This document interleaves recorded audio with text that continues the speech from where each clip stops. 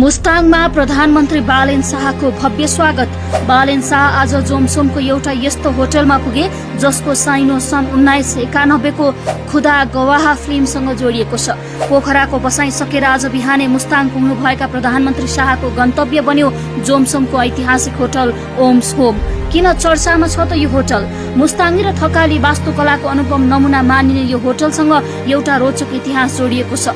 सन् 1991 मा बलिउडका महानायक अमिताभ बच्चन सुपरहिट फिल्म खुदा गवाहको सुटिङका क्रममा यही होटलमा बसेका थिए। त्यसैले पर्यटकहरूका माझ यो होटल अमिताभ बच्चन बसेको होटलका रूपमा निकै चर्चित छ।